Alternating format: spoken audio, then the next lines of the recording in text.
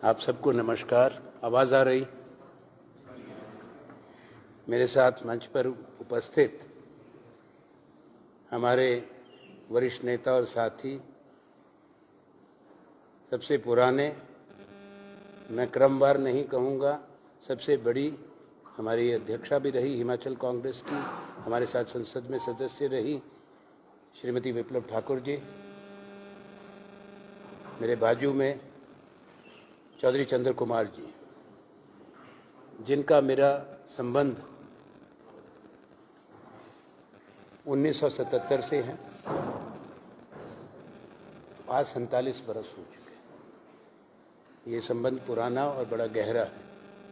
हमारे एक वरिष्ठ नेता तो साथ में पुराने साथी हैं कि भाई केवल पठानिया जी, जो संगठन के पुराने स्तंभ हैं, हमारे बाद की पीढ़ी के, जिन्होंने वही मार्ग अपनाया, वही संगठन में काम किया, वही संगठन को बनाया जिनमें मैंने काम कर किया था। संजीव गांधी जी हमारे प्रभारी हैं, यहाँ पर मीडिया का देखते हैं। मेरे साथ आए हुए डॉक्टर कैलाश प्राशर, जो भी को फाउंडर में से थे, NSUI के सोलन के नेता हैं बड़े। डॉक्टर राजेश शर्मा जी बैठे हैं। अब सबके नाम नहीं ले पा रहा हूँ तो सब नमस्कार कर देना।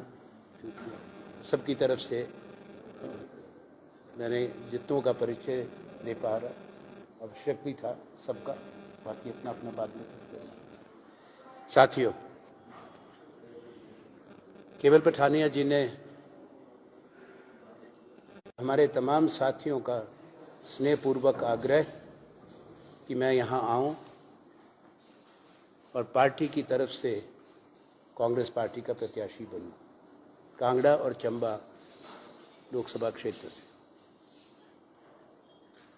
एक बहुत सुंदर और बड़ा चुनाव क्षेत्र है जो अपना विशेष महत्व रखता है। मैं बचपन से इन दोनों जगह आता रहा हूँ। ज्वाला जी है, कांगड़ा मंदिर है, चामुंडा है और बगलम। उसके बाद निरंतर कांगड़ा और चंबा या पूरा, शायद कोई स्थान, कोई विधानसभा क्षेत्र नहीं, कोई ब्लॉक नहीं जहां मैं नहीं गया। विशेष तौर पे जब मैं हिमाचल युवक कांग्रेस का एक लंबे समय और बड़े चुनौतीपूर्ण से भरे समय में अध्यक्ष था, और उसके बाद भी आप इससे जो पुराने हैं वो शायद वाकिफ होंगे। हर चुनाव के अंदर, लोकसभा चुनाव में और विधानसभा चुनाव में मैं प्रचार से जुड़ा रहा, जहां जहां बुलाया गया। पर यहाँ की और चंबा की कोई बड़ी रैली नहीं हुई जिसको मुझे सौभाग्य मिला राजीव गांधी जी के समय से, सोनिया जी भी अध्यक्ष रही, अभी हाल तक, जो उन बड़ी रैलीज को ज़िला कांगड़ा में जो बड़ी सबसे बड़ी जनसभाएं होती हैं उनको संबोधित किया। हिमाचल मेरी कर्म भूमि है और बाद में पूरा देश मेरी कर्म भूमि बना। वो आपको इन्होंने विस्तृत जानकारी दे दी। मेरी जन्मभूमि शिमला है। मैं इसको एक बड़ी अहम बात मानता हूं कि एक ऐसे समय में हमारे दल ने, संगठन ने मुझे आशीर्वाद दिया, जिम्मेवारी दी, जब बहुत चुनौतियां हिंदुस्तान के सामने हैं। ये चुनाव दुनिया का सबसे बड़ा चुनाव है। इसमें लगभग 100 करोड़ मतदाता मत डालेंगे। करोड़ों वो हैं नौजवान जो हमारे भविष्य के भागीदार हैं, stakeholders of the future, जो पहली बार अपना मन बनाएंगे, अपना मत देंगे। कई चुनाव क्षेत्र हैं जहां पूरे देश की निगाहें हैं, और भारत के चुनाव सबसे बड़ा प्रजातंत्र है, पूरी दुनिया की निगाह। बहुचर्चित है विश्व के अंदर, विश्व के बड़े मंचों पे लोग देख रहे हैं हिंदुस्तान का क्या फैसला होगा। लोगों से जुड़ी बहुत बातें हैं, वो चर्चा में लाना आवश्यक है। और वो बातें जो सीधा संबंध रखती हैं देश के भविष्य से, समाज से, युवा पीढ़ी के भविष्य से, देश की सुरक्षा से, रोजगार के अवसर पैदा करने से, बढ़ती महंगाई, ये मुख्य विषय चर्चा में है। महिलाओं की भागीदारी, उनको क्या हिस्सेदारी मिले, क्या न्याय मिले, क्या अवसर मिले जो हमारे विकास उद्योगीकरण से जुड़ सके। उन तमाम विषयों पर चर्चा भी होगी। तो तब ये विषय हिमाचल के भी हैं, कांगड़ा के भी विषय हैं। कांगड़ा और चंबा के हर चुनाव क्षेत्र में कुछ अपनी प्राथमिकताएं और अपने विषय भी होते हैं।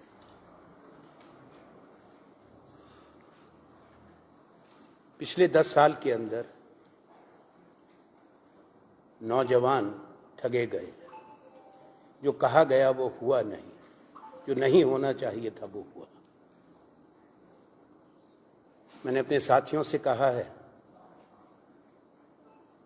कि 2014 का और 2019 का भारतीय जनता पार्टी का मैनिफेस्टो निकालें और सबको बांटें कि क्या कहा था, क्या वायदे थे। चुनाव में हर मंच अपनी बात कहता है, हर दल अपनी बात कहता है। हमारे कुछ संस्कार हैं कांग्रेस पार्टी के, हम शालीनता और सम्मान से अपनी बात रखते हैं। हमारी भाषा में कटुता नहीं है। आज देश में राजनीतिक संवाद में बहुत कटुता आ गई।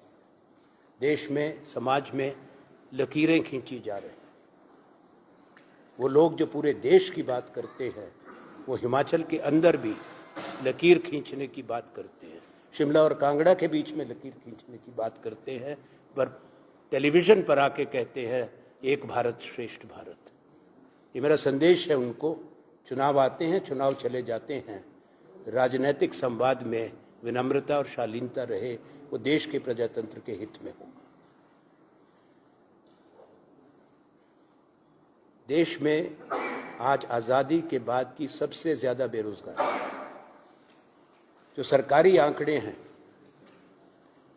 वो डबल डिजिट में दिखाते हैं, पर उसमें तमाम वो लोग नहीं गिने गए जो अंडर एम्प्लॉयड हैं या जो गांव में मनरेगा में हैं। शहरी और ग्रामीण, भैया इसको बंद कर दीजिए, दोनों जगह बेरोजगारी तेजी से बढ़ी है। सरकार आपको इन्फ्लेशन के बता देगी आंकड़े। अर्थव्यवस्था पे ऐसा तस्वीर पेश हो रही है, हमारा देश सही मायने में आगे बढ़ना चाहिए। देश और समाज, इनके निर्माण में निरंतरता रहती है। कभी कोई भी सरकार, कोई भी समाज, कोई भी देश अपने निर्माताओं का, जिन्होंने आधारशिलाएं रखी हों, जिन्होंने निर्माण किया हो, उसमें बहुत लोग केवल प्रधानमंत्री, पूर्व प्रधानमंत्री, पूर्व सरकारें, उनका तो योगदान है नीति बनाने में, संस्थाएं बनाने में। आज़ाद हिंदुस्तान की, जब एक गरीब देश था, साधन कम थे, सैकड़ों बरस के बाद आज़ाद हुए थे। 2014 में जहां डॉक्टर मनमोहन सिंह जी प्रधानमंत्री थे, ये याद दिलाना ज़रूरी है कि बेरोजगारी के वो हालात नहीं थे जो आज हैं। कभी हिंदुस्तान के अंदर, तभी मैंने कहा कि आज़ादी के बाद सबसे ज़्यादा हुई, पर दिखाया ये गया कि कुछ बना नहीं। क्या इस देश के अंदर बड़े संस्थाएं नहीं बनी थी? तो पंडित नेहरू ने आरंभ किया था सिलसिला, Indian institutes of technology, Indian institute of science, Indian institutes of management, 5 जो कायम हुए थे, उसको दुगने से ज़्यादा हमने किया हमारी सरकार में। और कहीं मेरा भी उसमें योगदान है, जिसका मैं ज़रूर जिक्र करूँगा, भारत के एक वजीर होने के नाते, कैबिनेट मिनिस्टर होने के नाते। वो इस राज्य में भी हुआ, देश के अलग हिस्सों में। मैं इस राज्य, अपने प्रांत की और इस चुनाव क्षेत्र के भी जरूर जिक्र करूंगा। पर बेरोजगारी से आगे हट के नीतियों की बात करें, अर्थव्यवस्था वो नहीं है जो दिखाई जाती है, दर्शाई जाती है। मैं ये कभी नहीं कहूंगा कि हम आगे नहीं बढ़े। तो साथियों, एक चीज बताऊंगा, ये जानना जरूरी है, खास तौर पे नौजवानों के लिए, और कृपा करके इसको देखें, सुने। प्रथम औद्योगिक क्रांति जब विश्व में आई थी, वो इंग्लैंड में आई थी, ब्रिटेन में आई थी। उनको अपनी जीडीपी को दुगना करने के लिए 12 बरस लगे थे। दूसरी औद्योगिक क्रांति दुनिया में अमेरिका में आई थी 1940 के दशक में, द्वितीय विश्व युद्ध से पहले, और उसके बाद बहुत निर्माण हुआ, उसका बहुत बड़ा एक्सपेंशन हुआ। उनको भी 12 बरस लगे। पहला देश दुनिया में जिसने एक दशक में दुगना करा अपनी जीडीपी को, वो जापान था, जो देश बर्बाद कर दिया गया था, जिस पर परमाणु बम फेंके गए थे द्वितीय विश्व युद्ध के अंदर।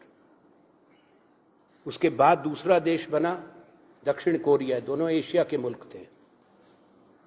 पहला देश जिसने 3 गुना करी अपनी जीडीपी एक दशक में, वो चाइना था, चीन। और भारत पहला देश विश्व का बना जिसने कांग्रेस और यूपीए सरकार में, जब एक अर्थशास्त्री प्रधानमंत्री डॉक्टर मनमोहन सिंह के रूप में, जिसने एक दशक में 2004 और 14 के बीच में अपनी जीडीपी को 4 गुना किया। $480 बिलियन की हिंदुस्तान की जीडीपी थी 2004 मई में, और $2 ट्रिलियन पे छोड़ के गए जब हमारी सरकार ने अपना कार्यभार छोड़ा।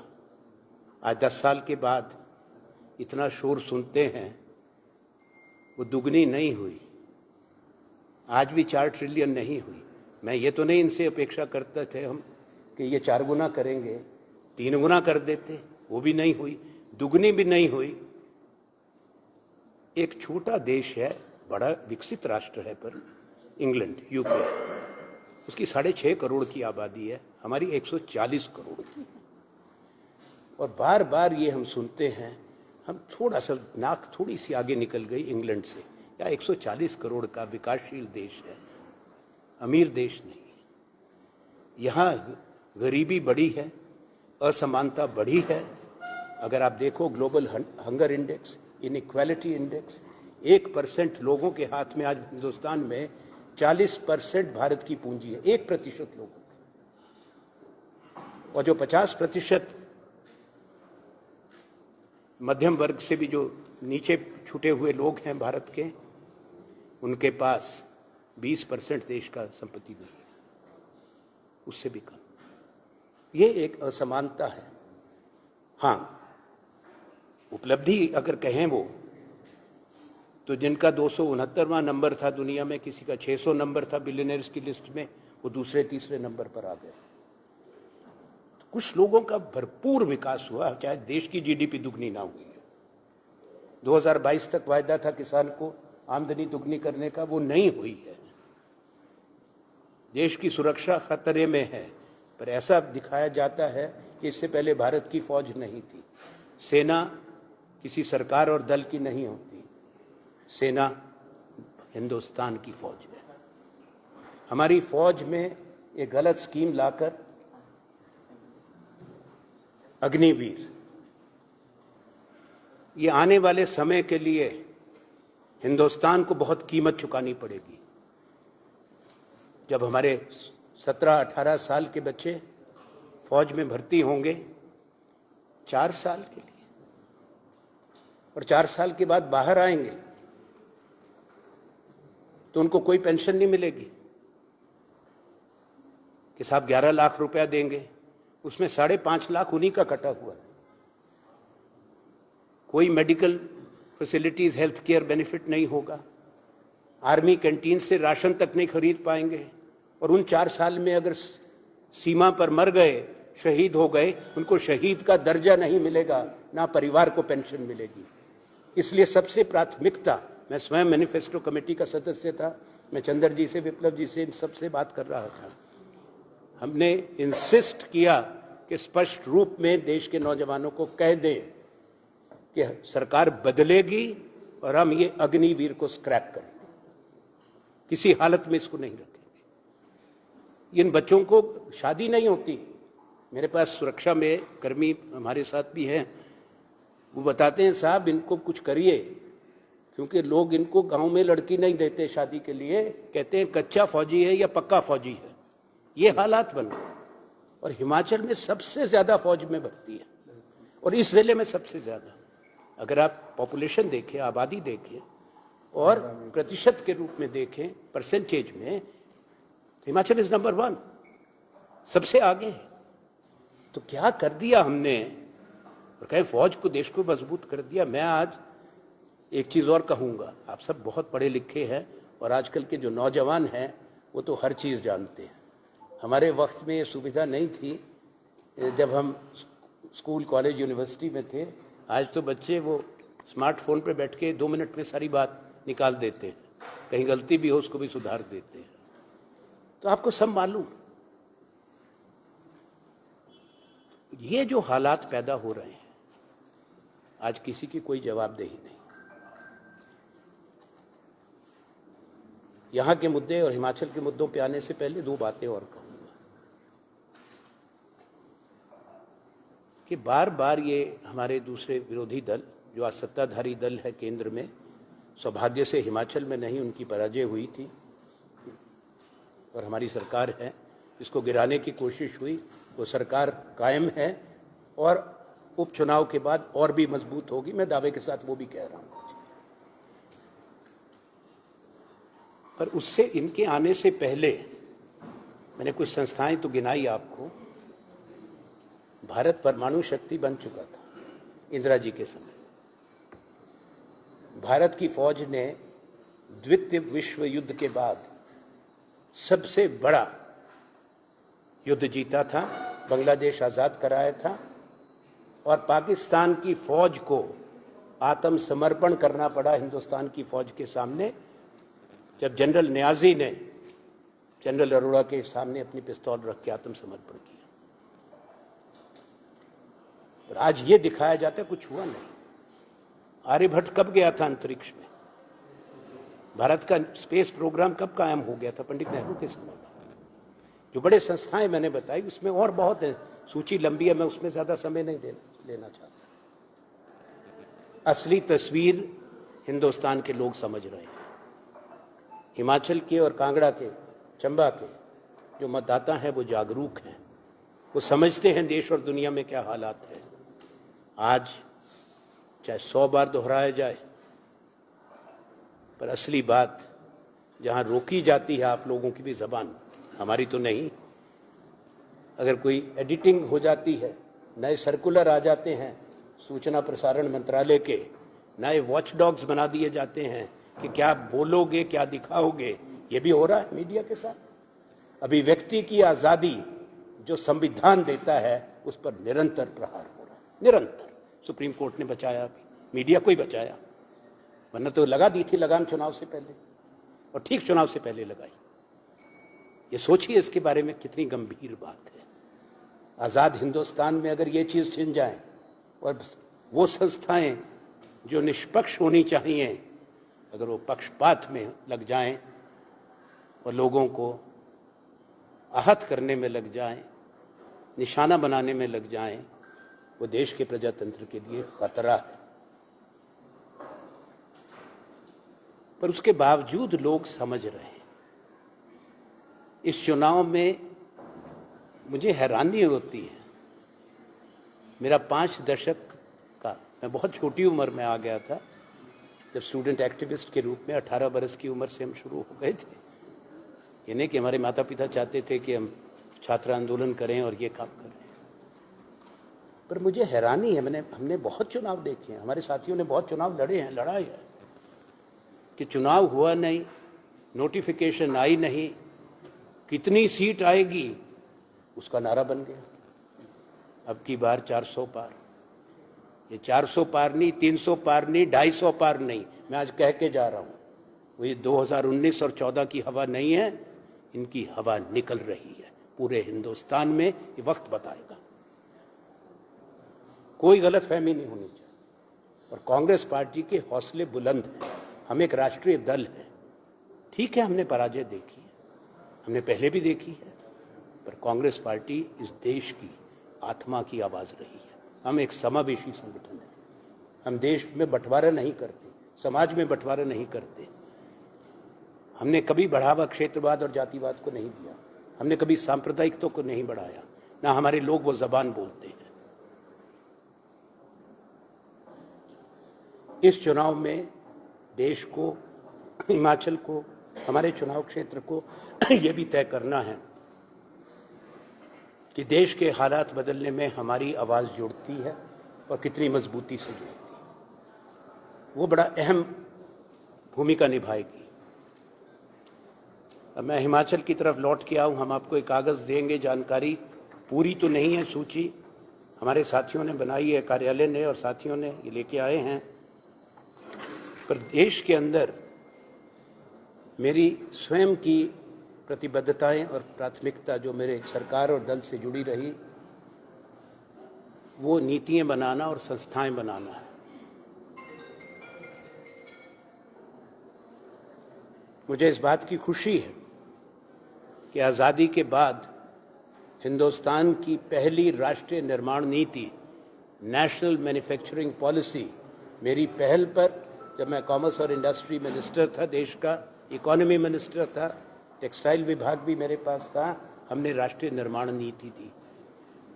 उसके विस्तृत जो मेरा ये कागज देंगे बाद में साथी, एक आधे दिन में, उसमें सब जानकारियां हर चीज़ की मिलेगी।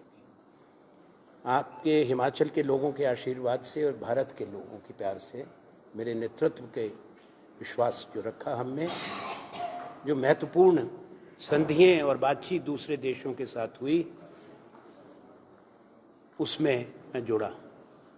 और ख़ास तौर पे जब मैं विदेश मंत्रालय में मंत्री था, Indo US nuclear agreement and India specific waiver at the nuclear supply group, तब चीन भी नहीं रोक पाया था, अब रोक दिया, हमने किया। बड़ी संस्थाओं को मैंने हल्का सा इशारा किया था शुरू में, मैं बताऊंगा आपको, हाँ दुगनी हुई, उससे भी ज़्यादा। Indian institute of technology, Indian institute of management, एक नेशनल इंस्टीट्यूट जो Indian institute of science Bangalore में था, उससे बढ़ के 5 देश में बन गए। एक national institute of design Pandit Nehru के टाइम पे अहमदाबाद में बना था, वो 5 हो गए। और आपके सामने जो मैं प्रत्याशी के रूप में कांग्रेस का बैठा हूँ, ये सौभाग्य मुझे मिला था नेशनल इंस्टीट्यूट ऑफ डिज़ाइन 4 और बनाने का, वो भी जानकारी आपको दे दी जाएगी। हिमाचल के अंदर बड़ी संस्थाएं, देश का जिक्र नहीं करूंगा, संस्थाओं का निर्माण यहाँ भी हुआ। और एक टर्म जब यहाँ से हमारे दल के पास संख्या नहीं थी मुझे भेजने की संसद में, तो एक टर्म मुझे राजस्थान ने चुन के भेजा था। वही संस्थाएं वहाँ भी बनाई, क्योंकि देश तो अपना है, पूरा भारत। उसमें हमने ये नहीं देखा कि किस राज्य में हम ये बड़ी संस्था दे रहे हैं, वहाँ कांग्रेस की सरकार है या भारतीय जनता पार्टी की या किसी और दल की। ये आज ये परहेज होता है। आज अगर हिमाचल को उसका हक नहीं मिलता, हमको दुख तो लगता है। पर यहाँ जो संस्थाएं बनी, मैं शुरू करूं, सबसे पहले हिमाचल में पासपोर्ट नहीं बनते थे, हमारे लोग चंडीगढ़ जाते थे, कहीं जालंधर एप्लीकेशन लेने जाते थे। जब मैं विदेश मंत्रालय का मंत्री था, पहला फैसला था regional passport office in Shimla, वो बनाया। और जब मैंने उस मंत्रालय का कार्यभार छोड़ा, दूसरे में चला गया, तब तक 1,37,000 पासपोर्ट भारत के हिमाचल के लोगों के बन चुके थे।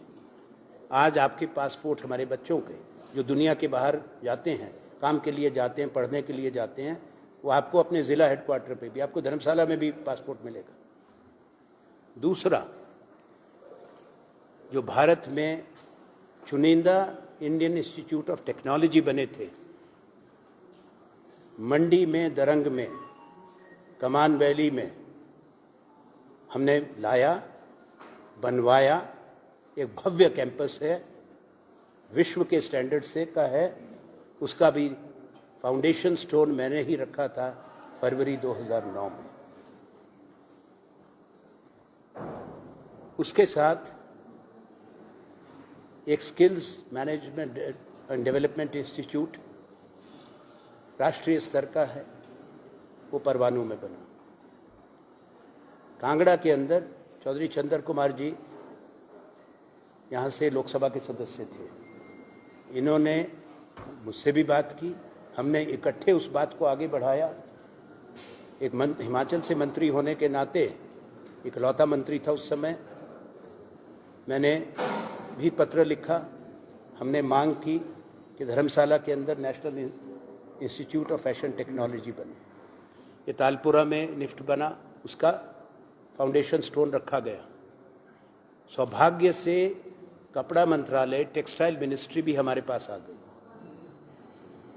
तो उसके लिए, बनाने के लिए जो फंड्स की एलोकेशन थी और एक इंटरनेशनल स्टैंडर्ड का कैंपस बनाने के लिए, वो क्योंकि मैं कैबिनेट मिनिस्टर था, वो हमने बनवाया। कांगड़ा की चाय बड़ी मशहूर है, कांगड़ा की टी को हमने एक बड़ी ऊंचाइयों तक ले गए दुनिया में, और सबसे ज़्यादा कीमत विश्व में कांगड़ा की चाय की हुई जब मैं वाणिज्य मंत्री था। टी बोर्ड हमारे अंडर था। 5 साल तक मैं हिंदुस्तान के डेलीगेशन का लीडर था वर्ल्ड इकोनॉमिक फोरम डेवोस में। हम कई चीज़ देते थे तोहफे के रूप में दुनिया भर के नेताओं को, और जो सारे इकोनॉमिस्ट, बिजनेस लीडर्स आते थे, उसमें एक टीज़ ऑफ इंडिया का गिफ्ट था, अच्छा डब्बे में। उसमें दार्जिलिंग थी, असम थी, नीलगिरी थी और कांगड़ा टी थी। मैं मंगाऊंगा वो बॉक्स, ताकि आपको पता लगे कि क्या दुनिया को दिया जाता था। तो दुनिया के जिस देश में मैं जाता था भारत का प्रतिनिधित्व करने, मेरे साथ teas of India, coffees of India हमेशा चलती थी। और 2 चीज़ें अनिवार्य थी जो हमारे अधिकारियों को पता था। साउथ ब्लॉक से लेकर विदेश मंत्रालय से वाणिज्य मंत्रालय तक, उसमें कांगड़ा टी ज़रूर जाती थी साथ। उसके अलावा जब देशों, बाहर के देशों में जाते थे, और चंबा का रुमाल, ये दोनों चीज़ें परमानेंट मेरी गिफ्ट लिस्ट पे रहती थी। तब तो हमने, कांगड़ा की बात चल रही थी, चाय की। पालमपुर के हमारे बैठे हैं आशीष बुटेल जी, इनके पिताजी स्पीकर रहे, वरिष्ठ नेता हैं, और ये भी उनके सही माने में बड़े होनहार पुत्र हैं, जो कि जनता के चुने हुए प्रतिनिधि हैं। कांगड़ा में हमने टी बोर्ड का नॉर्दर्न जोन का हेडक्वार्टर बनाया पालमपुर के अंदर। देश का पहला टी म्यूजियम पालमपुर में स्थापित किया। सेरिकल्चर का बड़ा प्रोजेक्ट कांगड़ा को दिया, इन्हीं के यहाँ दिया, एक घुमारवीं, एक यहाँ। सूची इतनी लंबी है कोल्ड स्टोरेजेस की, जो अपीडा के थ्रू दिए जाते थे। Agriculture produce export development authority, जो मेरे मंत्रालय का हिस्सा थी, उसमें सब्जियों के लिए यहाँ भी दिया गया, कांगड़ा में, नगरोटा में। वो स्टोरेज की facilities, collection, storage and packing, वो सब काम कर रहे हैं। सेब के लिए दूसरी जगह पे हुआ। कांगड़ा में जो सबसे बड़ा इंडस्ट्रियल पार्क बना, कंदरौरी में, मेरे पास इंडस्ट्री मिनिस्ट्री भी था, मैं कॉमर्स एंड इंडस्ट्री एक मंत्रालय, तो वो हमने दिया। 150 करोड़ रुपया उसके लिए दिया। आप जाके देख सकते हैं हमारे कितने बेटे बेटियों को वहाँ रोज़गार मिलता है, कितनी वहाँ पे आय है, कितने निवेश आया है, इन्वेस्टमेंट आई है। दूसरा पंडोगा में बनाया था, हरोली में है, ऊना जिला में। तो ये सारी चीज़ जो बनी है, और ईएसआई का अस्पताल का मैंने जिक्र नहीं किया, मंडी में लाए थे। सही माने में तो जो रोहतांग की टनल है उसका मील पत्थर भी हमारी सरकार के समय रखा गया, सोनिया गांधी जी ने आके रखा था। ये अलग बात है कि अब उद्घाटन के समय वो पत्थर हटा दिया गया। मैं गया था, बड़ा दुख लगा। कई जगह से हमारे ही काम किए हुए प्रोजेक्ट के अगर उसमें 2 कमरे जोड़ दें तो पुराना पत्थर हटा दिया जाता है। ये नहीं होना चाहिए। कभी आपने सुना कि अगर अमेरिका में अगर ट्रूमैन राष्ट्रपति थे तो ट्रंप ने ट्रूमैन फाउंडेशन पर अपना बोर्ड लगा दिया? ये काम कोई नहीं करता। भारत में ज़रूर हुआ है। ये मैं इसको उपलब्धि नहीं मानता। सोचता हूँ कि देश के भविष्य के लिए जो हमारी बड़ी विशाल सोच रही है, हम बार बार कहें, जो मैंने भी बहुत बार कहा, मेरे साथियों ने भी कहा, और हमारी संसद जिसकी गरिमा थी, इसके जब हम विप्लव जी, चंद्र जी और मैं सदस्य लंबे समय तक रहे, वहाँ मुख्य द्वार में केंद्रीय कक्ष जाने से पहले जो लिखा है, जो आज भी कहा जाता है माननीय प्रधानमंत्री और माननीय मंत्रियों के द्वारा, जब कि भारत क्या है, अयम निजो परवेति गणना लघुचेत सा उदार चरिता नातो वसुधैव कुटुंबकम। हमने उस पर अमली जामा माना, उसको अपना कर्तव्य माना, पर आज वो बात नहीं। हम उसको कहने में और करने में बहुत फर्क होता है। ये तमाम चीज़ें मेरे साथी आपको विस्तार से देंगे। आने वाले दिनों में बहुत चीज़ें आपको हमारी तरफ से भी मिलेंगी। जाहिर है दूसरे दल से भी, उनका भी अधिकार है, उनके प्रत्याशी का भी अधिकार है। मैं हर किसी का सम्मान करता हूँ, क्योंकि हमारा विश्वास प्रजातंत्र में है और हम सच्चाई में विश्वास करते हैं, तथ्यों में विश्वास करते हैं। मेरे दल ने, हमारे साथियों ने, हमारे नेताओं ने इतिहास रचा है। हमने इतिहास बदलने का काम नहीं किया।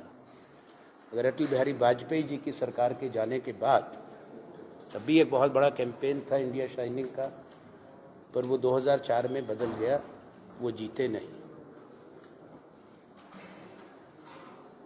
20 साल के बाद लगता है वो ही दोहराया जाए,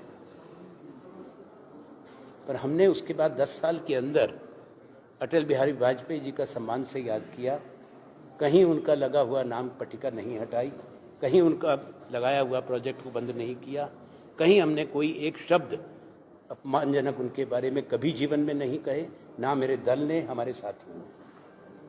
पर हम 2014 से 2024 तक वो बातें सुन रही हैं जो देश को आहत करती हैं, उन नेताओं के बारे में जिन्होंने अपना जीवन न्यौछावर किया इस देश के लिए। और अंतिम शब्द अपनी बात को विराम देने से पहले कहूँगा कि स्वर्गीय इंदिरा गांधी और राजीव गांधी हिंदुस्तान के लिए शहीद हुए थे। जवाहरलाल नेहरू सबसे ज़्यादा समय अंग्रेज़ों की जेल में थे, 14 बरस से ज़्यादा, 11 बरस तो कन्विक्शन के। तो हम उस दल से संबंध रखते हैं। मुझे कांग्रेस के एक 52 साल पुराने सदस्य के रूप में, इतना घबरा मत जाना, बहुत छोटी उम्र में आया था, मेरे अंदर आज भी वो ऊर्जा है, आज भी वो क्षमता है, क्योंकि जो छात्र आंदोलन और युवक आंदोलन से निकले हैं, और ये कृपा है, मैं अपना सौभाग्य मानता हूँ, प्रभु कृपा भी, कि हम तंदुरुस्त भी हैं, आवाज़ भी बुलंद है, सक्षम भी हैं, और हमारे साथी भी। ये चुनाव मेरा दल लड़ रहा है, ये चुनाव भारतीय राष्ट्रीय कांग्रेस लड़ रही है। और कहा जाए कि कौन, ये मजबूत बैठे हैं। इस ज़िले के अंदर हमारी बड़ी जीत हुई थी, चंबा में भी हमारे अच्छे प्रदर्शन रहा, परफॉर्मेंस रही, हम पूरे विश्वास के साथ कि हमारे काम को देखते हुए, योगदान को देखते हुए, नीतियों को देखते हुए, संस्थाओं के निर्माण को देखते हुए और 52 साल के जीवन में ये मैं कहना चाहूँगा एक शब्द, आप सब लोग वाकिफ़ हैं और हमारे मुखालिफ भी वाकिफ़ हैं कि एक छाया मेरे सार्वजनिक जीवन पर एक प्रश्न चिन्ह नहीं रहा। I have an unblemished record in public life of over 5 decades, and I have come here to serve Kangra and Chamba. धन्यवाद।